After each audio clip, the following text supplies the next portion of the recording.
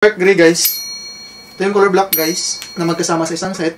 Ito guys, nag-comment sa Idol, sabi niya, ganda ah. Ang tinutukoy nga pala ni Idol is itong ating brief na iSilk fabric guys. 3 piraso na to sa isang set guys. Ito yun siya.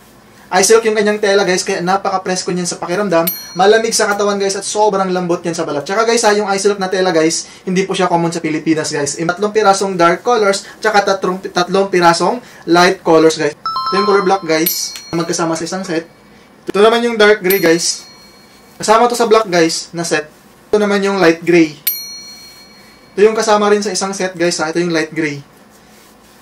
Yan yung magkakasama guys sa dark colors na set. Yung light colors naman guys, ganito yung itsura ng light colors, 3 piraso. Ito yung color pink na merong gray na garter guys.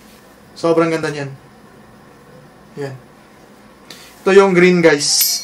Nakasama ito sa light colors. Meron din yung high quality rubberized 3D glossy na logo guys. Yan. Ganyan siya kaganda. Pag suot-suot nyo na. Guys, ito naman yung light blue. Kasama to sa light colors na set guys. Yan. Sobrang ganda din yan guys.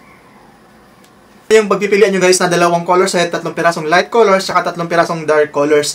Guys, yung tela nito is iSilk, kaya napaka-presko sa pakiramdam, malamig sa katawan at sobrang lambot niyan sa balat guys. Guys ha, 300 plus pesos na lang yan, napakamura na po niyan for its quality, manggagaling pa ito sa ibang bansa. So guys, ito yung loob ng brief natin. Meron niyang double lining sa loob. Yung kanyang double lining guys, meron niyang antibacterial properties. Yung kanyang tahi guys, ganyan po ka-solid, ganyan po ka-quality yung pagkakatahi niyan, quality yan guys. Ayan po, sobrang ganda ng pagkakatahi. Tsaka guys ha, yung materials to is iSilk. Yung kanyang tahi naman guys sa kanyang leg hole, ito yung kanyang leg hole guys, ayan. Yung ganda ng pagkakatahi, quality yung pagkakatahi niyan guys. Talagang di kalidad yan guys. Matibay na matibay yan. Tsaka napaka-stretchable yan guys ha. Yan.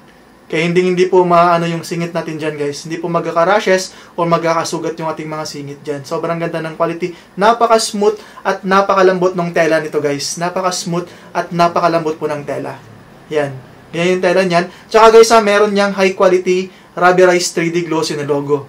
Kaya kung gusto rin ng komportable, malambot sa balat, smooth sa balat, presko sa pakiramdam na brief, ilalagay ko na lang to sa ating yellow basket. Let's go!